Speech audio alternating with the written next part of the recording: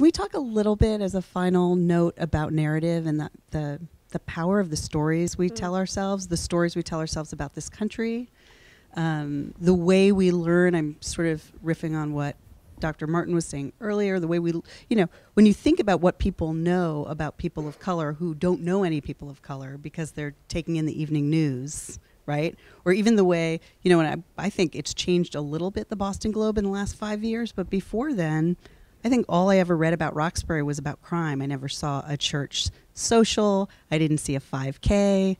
I didn't see any normal life, even though I know that was going on, right? The only story that made the paper was a violent one. So that is the narrative that gets into people's skulls and is really, so I don't know, the promise of Moonlight winning the Oscar, Jordan Peele's movie Get Out. I mean, these things seem very hopeful to me that there's a more complicated, interesting, individualized narrative that we're starting to see in mainstream places. And Charles, maybe you could just speak a little bit about flipping that narrative. This won't take me long at all. We have to tell our own stories. We have to own our stories. And all of the stories. Yeah. Yes.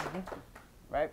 And a well-meaning person who's not part of my life or part of my culture, I'm not saying that person can't write compelling fiction or nonfiction about our lives, but all those wonderful pieces of writing are hollow if we're not also telling our stories. History is written by the winners, the history that we grew up with in school. So, I mean, when you saw a movie like Hidden Figures, I left with a lot of different emotions. I was thrilled by this movie, and I was outraged that I could be a 65-year-old, pretty well-read, pretty well-educated black man, and I had never heard this story before. How could that be? So we got to be telling our own stories.